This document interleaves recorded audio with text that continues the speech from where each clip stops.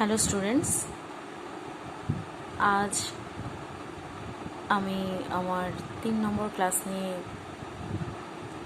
এসেছি এবং আজকের বিষয়বস্তু হলো কবিতা। তো এই কবিতা শব্দটার সাথে তোমরা অনেকেই পরিচিত।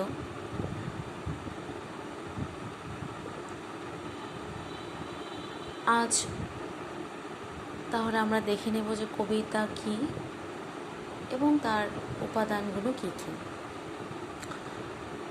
তো কবিতাটা হচ্ছে, কবিতা বিষয়টি আমাদের কাছে খুবই পরিচিত এবং আমরা আমাদের জীবনে কবিতা বা ছন্দ এই দুটোর মধ্যে দিয়েই চলি। আমরা কাজী নজরুল ইসলাম বা রবীন্দ্রনাথ ঠাকুর, দ্বিজেন্দ্রলাল রায় অনেকের কবিতাই পড়ে আসছে ছোটোবেলা থেকে। ওনাদের প্রতিটি কবিতার মধ্যেই আমরা একটা ছন্দ পেয়ে থাকি বা ওনারা ওনাদের মনের ভাব এই কবিতার মাধ্যমেই প্রকাশ করেছেন। কিন্তু আরও ভালো সংজ্ঞা বা ডেফিনেশন কীরকম হতে পারে সেটা আমাদের জানা দরকার এবং সেটি আমাদের পাঠ্যক্রমে অন্তর্ভুক্ত আছে। এবং তার সাথে দেখে নেব আমরা আরও যে বিভিন্ন মনস্তাত্ত্বিকবিদরা আছে বা আরও যে বড় বড় কবি সাহিত্যিকরা আছেন, তারা কবিতার ব্যাপারে কি বলেছেন আমরা সেগুলো দেখে নেব। ঠিক আছে, এইবার কবিতাটা দেখো কি বলেছে, যে অল্প কথায় বলা যায় যে এ এমন একটি বিশিষ্ট শিল্প মাধ্যম বা সাহিত্য মাধ্যম যা রূপ, রস ও ভাষার বিশেষ ব্যবহারের মাধ্যমে কবির হৃদয়াবেগ পাঠকের কাছে পৌঁছে দেয়। তাহলে কি বলছে এখানে, যে কবিতাটা হচ্ছে এমন একটি শিল্প মাধ্যম যে মাধ্যমটার দ্বারা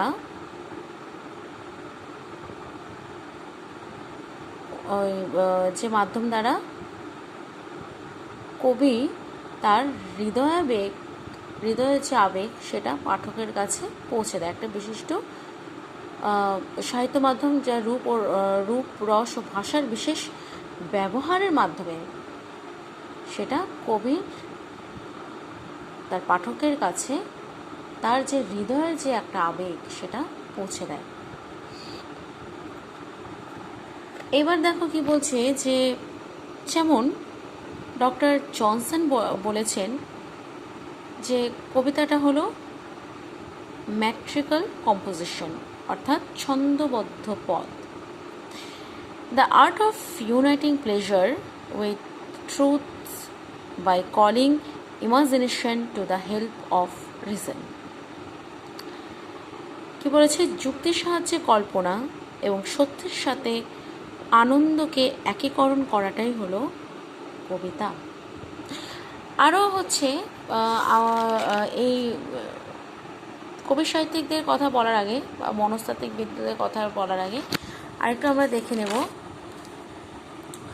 যে কবিতা, কাব্য বা পদ্য হচ্ছে শব্দ প্রয়োগের ছান্দসিক কিংবা অনিবার্য ভাবার্থের বাক্য বিন্যাস। তার কী বললাম, যে কবিতা হচ্ছে কি কাব্য বা পদ্য হচ্ছে শব্দ প্রয়োগের ছান্দসিক কিংবা অনিবার্য ভাবার্থের বাক্য বিন্যাস, যা একজন কবির আবেগ, অনুভূতি, উপলব্ধি ও চিন্তা করার সংক্ষিপ্ত রূপ এবং তা অতি অবশ্যই উপমা, উৎপ্রেক্ষা, চিত্রকল্পের সাহায্যে আন্দোলিত সৃষ্টির উদাহরণ। ঠিক আছে, তারা কি বললাম, যে কবিতা বা কাব্য বা পদ্য হচ্ছে শব্দ প্রয়োগের ছান্দসিক কিংবা অনিবার্য ভাবার্থের বাক্য বিন্যাস। কবিতা এটা হচ্ছে কবিতা যেরকম ভাষা প্রয়োগ করা হয়, যেসব ভাষা প্রয়োগ করা হয় সেগুলো দেখবে প্রতিটা কিন্তু ছান্দস্য, একটা ছন্দ থাকে সেগুলোর মধ্যে। হ্যাঁ, এবং এই ছন্দের সাথে সাথে কবিতার মধ্যে একটা ভাবার্থ থাকে, যেটা একজন কবির আবেগ, অনুভূতি, উপলব্ধি ও চিন্তা করার সংক্ষিপ্ত রূপ, এবং তা অতি অবশ্যই উপমা, উৎপ্রেক্ষা ও চিত্রকল্পের সাহায্যে আন্দোলিত সৃষ্টির উদাহরণ। পৃথিবী নামক গ্রহের এবং বিষয়কে পুঁজি করে কবিতা ফলত সুমধুর শ্রুতিযোগ্যতা যুক্ত করে। কাঠামোর বিচারে কবিতা নানা রকমের। যুগে যুগে কবিরা কবিতার বৈশিষ্ট্য ও কাঠামোতে পরিবর্তন এনেছেন। কবিতা শিল্পীর মহত্তম শাখা পরিগণিত। এটা নিশ্চয় বুঝতে পেরেছ। আচ্ছা, এবার কি বলছে দেখো, কবিতা নির্মাণ অথবা তৈরি করা শিল্পের একটি শাখা, যেখানে ভাষার নান্দনিক গুণাবলীর ব্যবহারের পাশাপাশি ধারণাগত এবং শব্দার্থিক বিষয়বস্তু ব্যবহার করা হয়। কবিতার রয়েছে দীর্ঘ ইতিহাস, এবং কবিতাকে সংজ্ঞায়িত করার প্রাথমিক প্রচেষ্টা, যেমন অ্যারিস্টটলের পোয়েটিক্স, অঙ্গকার শাস্ত্র, নাটক, সঙ্গীত এবং হাস্যরসাত্মক বক্তব্যের বিভিন্ন ব্যবহারসমূহের ওপর দৃষ্টিপাত করে। কবিতা সাহিত্যের আদিতম শাখা। আচ্ছা, এইবার আমাদের যে কিছু কিছু মনস্তাত্ত্বিকবিদরা কী বলেছেন সেগুলো যদি আমরা একটু পড়ে নিই, তাহলে হয়তো আমাদের ব্যাপারটা একটু ক্লিয়ার হবে। আচ্ছা, তো আমরা প্রথমেই কাকে দেখছিলাম? ডক্টর জনসন কি বলেছেন, যে এটা হচ্ছে একটা মেট্রিক্যাল কম্পোজিশন, অর্থাৎ একটা ছন্দবদ্ধ পদ। উনি বলেছিলেন যে যুক্তির সাহায্যে কি বলেছেন, the art of uniting pleasure with truth by calling imagination to the help of reason. যুক্তির সাহায্যে কল্পনা এবং সত্যের সাথে আনন্দকে একীকরণ করাটাই হলো কবিতা। এবার দেখো অ্যারিস্টটল কি বলেছেন, modes of imitation of human action. মানুষের কার্যকর্মকে বিভিন্নভাবে অনুকরণ করে প্রকাশ করাটাই হচ্ছে কবিতা।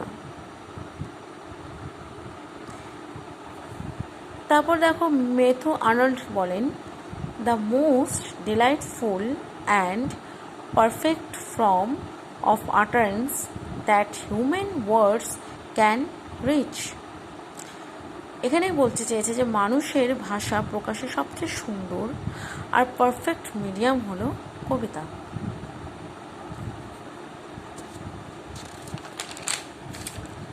স্টুয়ার্ট মিল বলেছেন, the thought and words in which emotion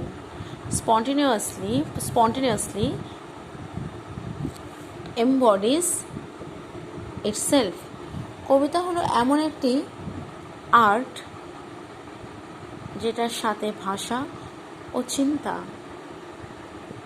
মিশে ইমোশনের সাথে মিশে অটোমেটিকলি নিজেকে প্রকাশ করে। ঠিক আছে, তাহলে কি বললাম, যে স্টুয়ার্ট মিল কি বলেছেন, the thoughtful and words in which emotion spontaneously embodies itself. কবিতা হলো এমন একটি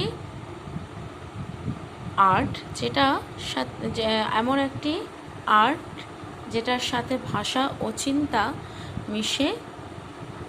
চিন্তা ইমোশনের সাথে মিশে অটোমেটিকলি নিজেকে প্রকাশ করে। ওকে, আচ্ছা, তারপর দেখো কি বলছে ম্যাকলি কি বলেছেন, the art of employing words in such a manner as to produce an illusion on the imagination. অর্থাৎ কবিতার ভাষাগুলোকে এমনভাবে সাজানো হবে যেটা মানুষের ইমাজিনেশনকে রিয়ালিটিতে প্রকাশ করে। তারপর দেখো মেঘলা আরেকটা বলেছেন, the art of doing by means of words what the painter does by means of colors. যে ছবি আঁকে সে যেমন নিজের চিন্তা ভাবনাকে রং তুলি দিয়ে খাতায় প্রকাশ করে, তেমন কবি তার চিন্তা ভাবনাকে নিজেদের ভাষার মাধ্যমে তা প্রকাশ করেন। সুতরাং এর থেকে বোঝা যায় যে ধ্বনির তাৎপর্যময় বিন্যাসে যেমন সঙ্গীত বা রেখা ও রঙের তাৎপর্যময় সমন্বয় যেমন চিত্রকলা, সেরকমই শব্দগুচ্ছের তাৎপর্যময় হচ্ছে কবিতা। বোঝা গেল? তো কবিতাটা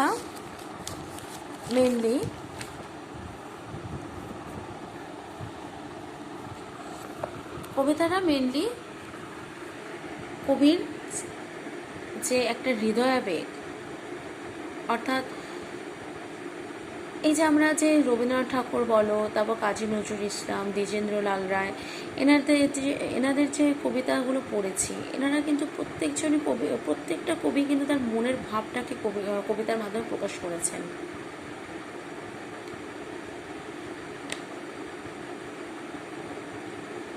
তারপর যেমন দ্বিজেন্দ্রলাল রায়ের যে কবিতা একটা আছে ধনধান্যে পুষ্প ভরা, সেটা কিন্তু আমরা গান আকারেই বেশিরভাগ গেয়ে থাকি, কিন্তু ওটা কিন্তু একটা কবিতা। এই ধনধান্যে পুষ্প ভরা আমাদের এই বসুন্ধরা, এই যে দেখো ভরা ধরা, এর একটা ছন্দে, একটা ছন্দের মাধ্যমে কিন্তু উনি পুরো কবিতাটাকে লিখেছেন। ওনার যে এই গ্রাম বাংলার যে একটা সুন্দর যে প্রকৃতি, ওনার সেই কবিতার মাধ্যমে উনি প্রকাশ করেছেন। রবি ঠাকুরও সেম, নজরুল ইসলামও সেম। ওনারা সবাই, নজরুল ইসলামকে হচ্ছে বিদ্রোহী কবি কেন বলা হয়? কারণ ওনার কবিতাগুলোর মধ্যে একটা বিদ্রোহী ভাব একটা প্রকাশ পায়। যে ওরকম ধরো কারোর ওই লৌহ কপার যে আমরা গানটা গাই, ওই গানটাতেও ওটাও কিন্তু একটা কবিতা, কিন্তু ওটাকে আমরা গান হিসেবে গাই। রবি ঠাকুরের 2 বিঘা জমি, এই 2 বিঘা জমি কবিতাটাও কিন্তু গান আকারে গাওয়া হয়, প্লাস ওটা কিন্তু কবিতা। তো কবিতা, গান, ছবি আঁকা, এই সবই কিন্তু মানে প্রায় সেম ক্যাটাগরির। ঠিক আছে, আমরা যে ডেফিনেশনটা দেখলাম যে কবিতাটা হচ্ছে একটা বিশিষ্ট শিল্প মাধ্যম বা সাহিত্য মাধ্যম, যার রূপ, রস ও ভাষার বিশেষ ব্যবহারের মাধ্যমে কবির হৃদয়াবেগ পাঠকের কাছে পৌঁছে দেয়। আমরা এই সংজ্ঞাটা দেখতে পেয়েছি। তারপর আমরা এটাকে নিয়ে আরও ডেসক্রাইব করেছি এবং বিভিন্ন মনস্তাত্ত্বিক বিদ্যায় কী বলেছেন সেটা নিয়েও আমরা আলোচনা করেছি।